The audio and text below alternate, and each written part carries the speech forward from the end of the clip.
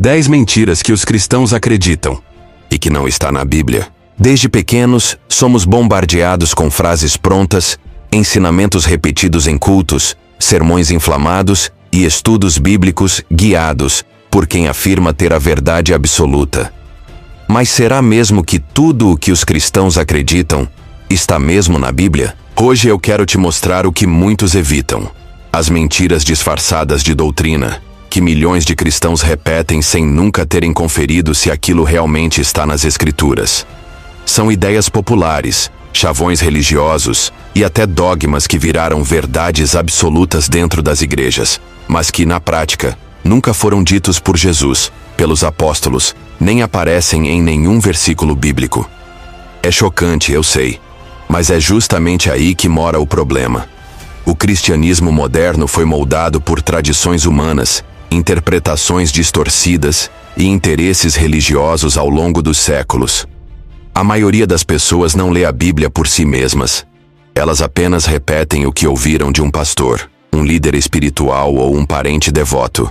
E assim, a mentira se veste de fé e passa a ser defendida como sagrada. Prepare-se para se surpreender com cada uma dessas 10 mentiras. Não estamos falando de suposições ou detalhes insignificantes, mas de fundamentos inteiros da fé cristã, que, quando colocados à prova, simplesmente desmoronam diante da verdade. E o mais assustador: a maioria das igrejas sabe disso, mas prefere que você continue acreditando. Porque quando você questiona, você se liberta. E quando você se liberta, você deixa de ser controlado. Se você tem coragem de abrir os olhos, continue comigo. Mas atenção! Depois de saber o que eu vou te mostrar, não tem mais como voltar atrás. Mentira 1. Deus ajuda quem cedo madruga. Essa frase está na Bíblia? Não. Está no livro de Provérbios? Também não. Essa é uma expressão popular que virou regra moral dentro da igreja, mas que não tem nenhuma base bíblica. Na verdade, se fosse verdade absoluta, os milhões que acordam cedo todos os dias para trabalhar pesado estariam abençoados. E sabemos que não é bem assim. A Bíblia fala sobre diligência, claro, mas a ajuda de Deus não está condicionada ao horário em que você acorda, e sim à intenção do seu coração, a sua conduta e a sua capacidade de agir com justiça. Essa frase, na verdade, foi usada ao longo do tempo para controlar comportamentos, incentivar produtividade capitalista e justificar desigualdades sociais, como se os pobres fossem culpados por suas próprias dificuldades. Mentira 2. Tudo acontece no tempo de Deus. Essa é uma das mais perigosas. Sabe por quê? Porque ela faz você parar de agir, parar de lutar e esperar que uma força invisível resolva os problemas da sua vida. É uma forma de paralisar a mente crítica e justificar o sofrimento. A Bíblia fala sobre tempos e estações, sim, mas em nenhum lugar está escrito que tudo está predestinado por Deus como uma agenda inquestionável.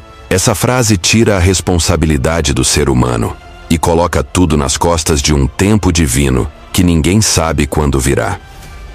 É a desculpa perfeita para a passividade, para o conformismo. E pior, usada por líderes religiosos para manter os fiéis sob controle, dizendo: espera no Senhor, enquanto a vida escorre entre os dedos. Mentira 3. Está amarrado em nome de Jesus. Essa virou um bordão, né? É quase um mantra gospel. Mas não existe nenhum versículo que diga para amarrar o diabo ou demônios com essa expressão. É invenção moderna, derivada de interpretações confusas de textos como Mateus 18:18. Tudo o que ligardes na terra será ligado no céu. O problema é que esse tipo de frase cria uma teologia de guerra espiritual baseada no medo, onde tudo vira culpa do diabo e o crente se esquece de olhar para dentro de si. Não se trata de amarrar forças invisíveis, mas de assumir responsabilidade por suas escolhas. O diabo muitas vezes é só o espelho.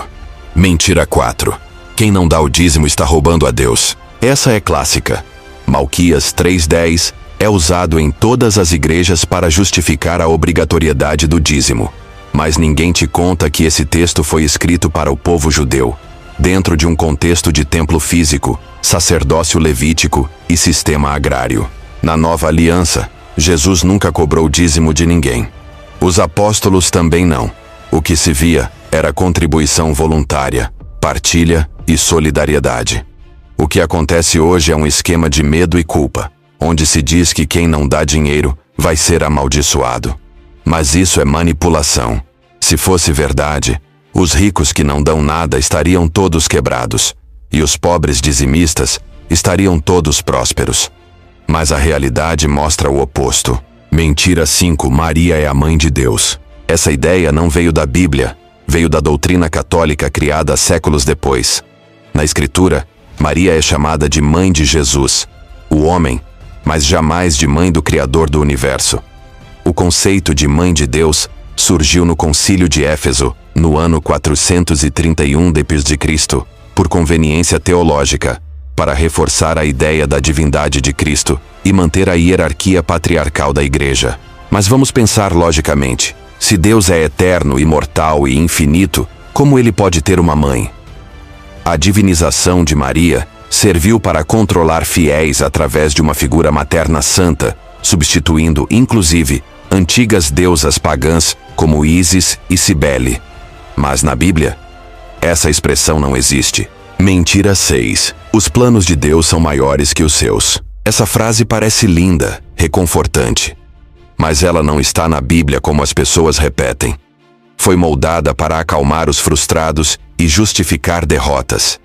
Baseada, mal interpretada, em Isaías 55:8-9, onde Deus fala sobre seus pensamentos serem mais altos. Mas isso é em um contexto específico, e não uma regra geral para todos os acontecimentos da vida humana. Essa mentira é perigosa porque desestimula o questionamento. Quando algo dá errado, ao invés de investigar, refletir e agir, o cristão repete: foi o plano de Deus. E pronto. Assim, erros humanos, injustiças e tragédias são atribuídas a um Deus que, supostamente, sabe o que faz, mesmo quando tudo desmorona. Mentira 7. Crente não pode questionar. Essa talvez seja a mais conveniente para quem está no poder. Em nenhum lugar da Bíblia diz que questionar é pecado. Pelo contrário, os grandes homens e mulheres da fé questionaram, duvidaram, confrontaram. Jó, por exemplo, questionou diretamente a Deus. Os salmos estão cheios de lamentos e perguntas. Proibir o questionamento é uma ferramenta de controle. Quem não questiona, obedece. Quem obedece cegamente, não vê quando está sendo enganado.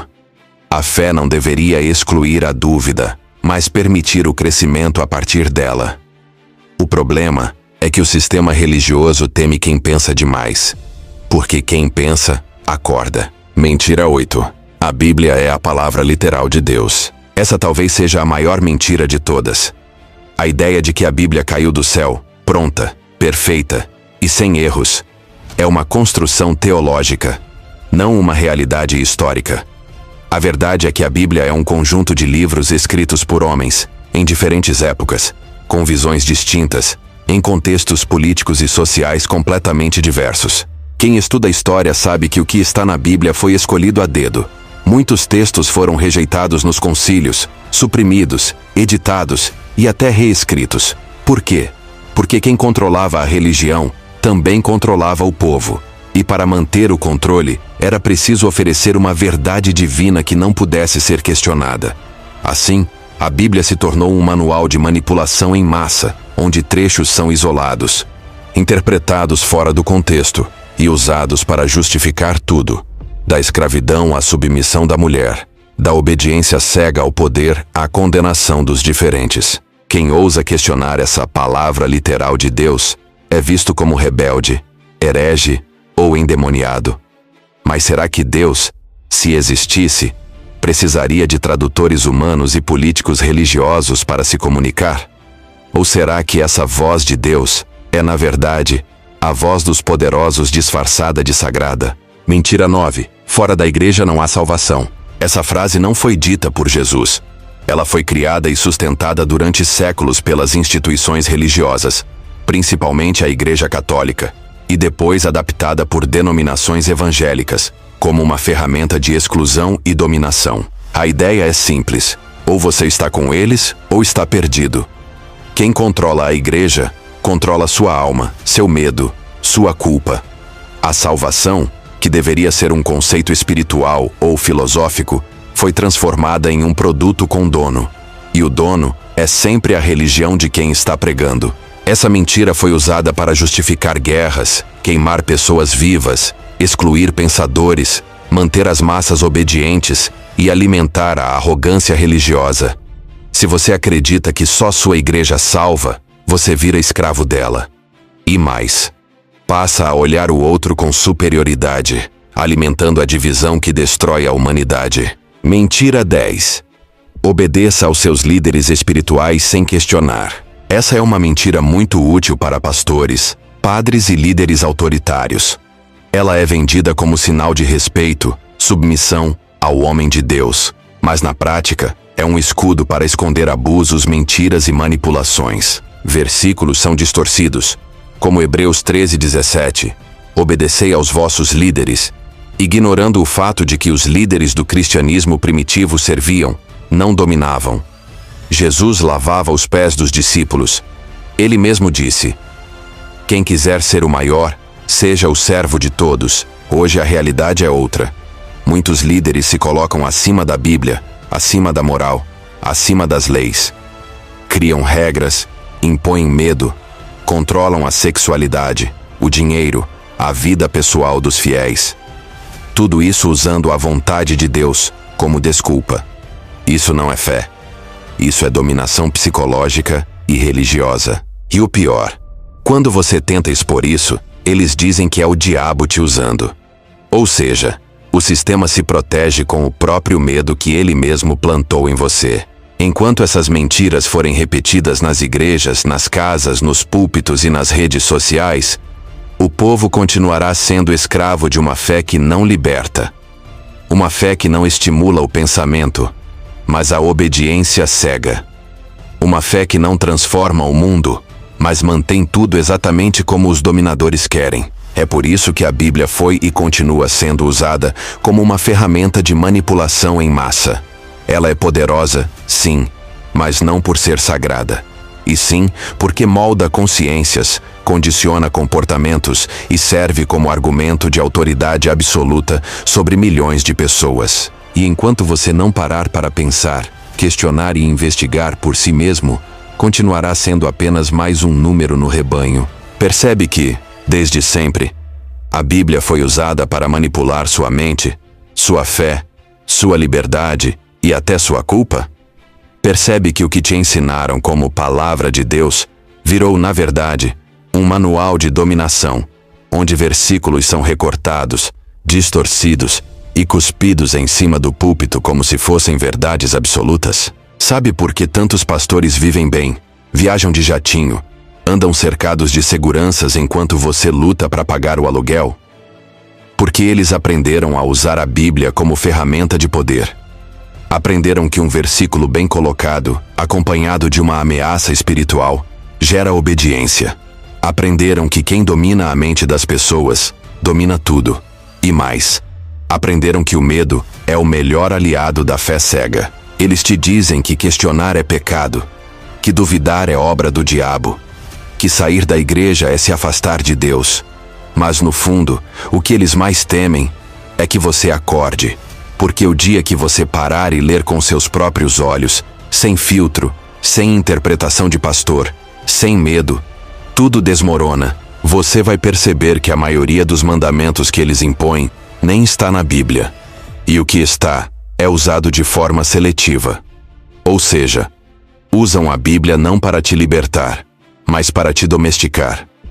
Não para te dar consciência, mas para te prender dentro de um sistema que gira em torno de 3 coisas: domínio, dinheiro e obediência. A Bíblia, nas mãos certas, pode ser um instrumento de estudo, reflexão e até despertar.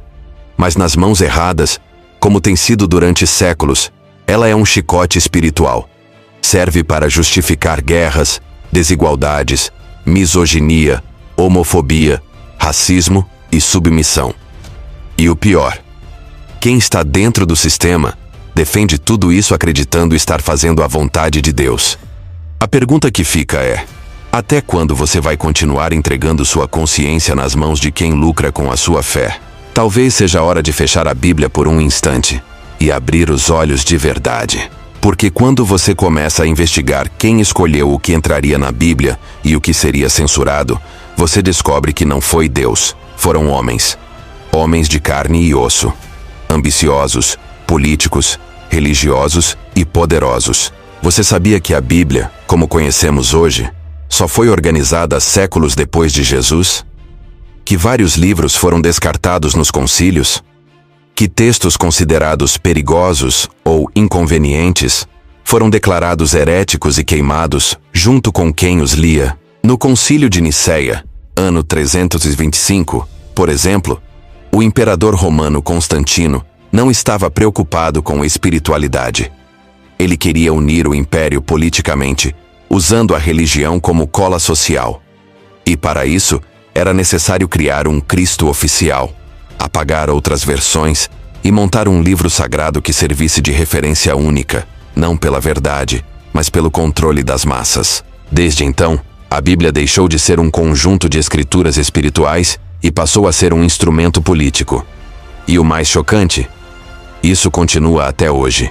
Os líderes religiosos aprenderam rápido. Eles entenderam que o texto bíblico, se usado com medo, culpa e promessas de recompensa ou punição, funciona melhor do que qualquer arma.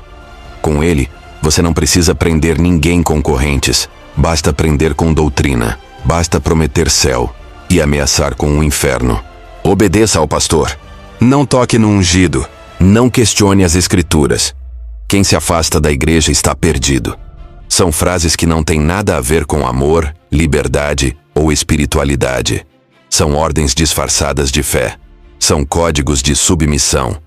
E cada vez que você se cala diante delas, você reforça o sistema que mantém você no lugar de servo e o líder no trono. Essa não é uma teoria da conspiração. É só você abrir os olhos e observar. Olhe ao redor. Veja os templos que viraram empresas, os cultos que parecem shows, as igrejas que se tornaram impérios. E perceba, quem prega pobreza para os fiéis está ficando milionário em nome da fé. Enquanto isso, você entrega seu dinheiro, seu tempo, sua energia, sua mente. Em troca de quê? De promessas que nunca se cumprem. De milagres condicionados ao seu nível de fé, que curiosamente é medido pelo quanto você contribui. Mas a verdade está diante de você, se você tiver coragem de encará-la. Eles não querem que você pense, não querem que você pesquise, e principalmente, não querem que você leia a Bíblia por conta própria com senso crítico. Porque no dia que você fizer isso, tudo desaba. E talvez essa tenha sido a primeira vez que você ouviu verdades que muitos escondem. Talvez você esteja com a cabeça cheia de dúvidas, de raiva ou até de medo. E tudo bem, porque é exatamente aí que começa a sua libertação. A verdade incomoda, mas liberta. A mentira conforta, mas aprisiona. Durante a vida inteira, colocaram a Bíblia nas suas mãos como se fosse a resposta para tudo, mas esconderam o que havia por trás dela.